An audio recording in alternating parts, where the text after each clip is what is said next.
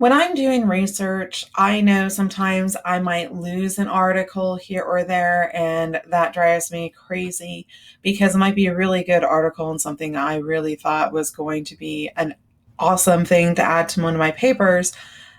So, what I have found that works for me that I would like to share with you, I don't like saving these things, I can never find them again. I will download the PDFs. I make a specific research folder to save them to. And then what I will do is once I've downloaded the PDF and I save it, maybe I should have picked a shorter article, is I have a blank Word document that I keep running. Um, and what I would like to show you how I do this is that I will take this information here because that's what I'm going to need for my source citation. And I put it onto whatever I'm going to take notes on.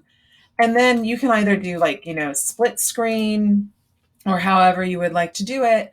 And then I scroll and I read through and I'll take notes and I'll be like, oh, um, you know, this is a great direct quote. So I'm going to say that this is a direct quote. The account of judicial supremacy that follows is what might be termed an exercise of inducive theorizing.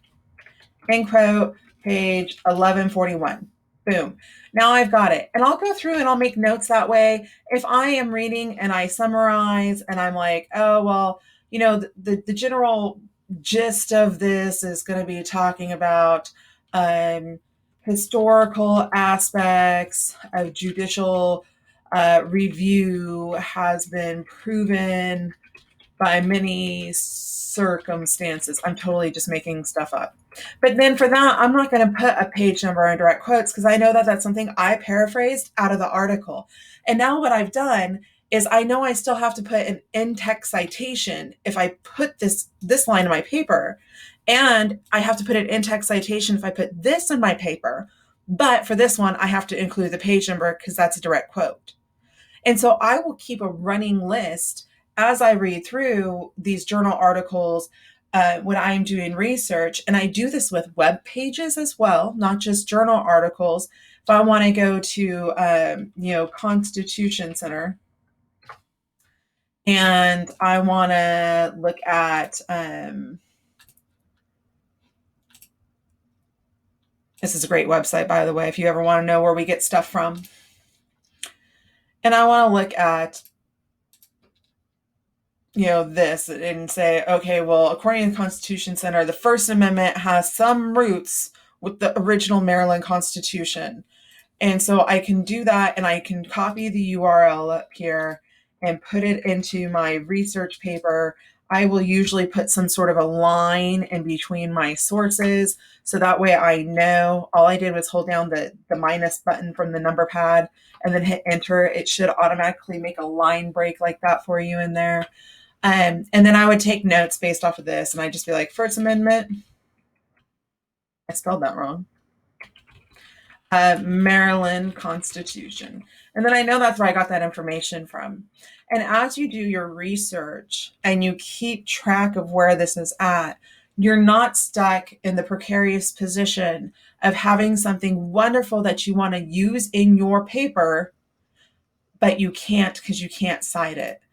I do not think anybody that is in my classes is going to finish college with my class. I expect most of you to move on to either other courses at Lone Star College or to a four-year partner university where you transfer to. What I hope in teaching you these research-based skills is that you can use them in other courses as well. There are some professors out there that take plagiarism ridiculously serious, where they will give you a 0 and maybe even kick you out of the course if you're not showing your research properly.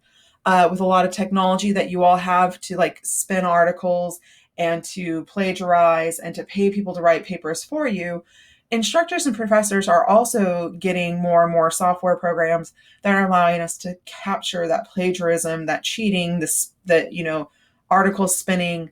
So please be aware that it's really just not worth it to do that. Try to focus on developing your own research skills. It will serve you well if you're going into business or any sort of industry where you are required to look up information and compile it back into a product that you are expected to hand over to somebody or to present to somebody.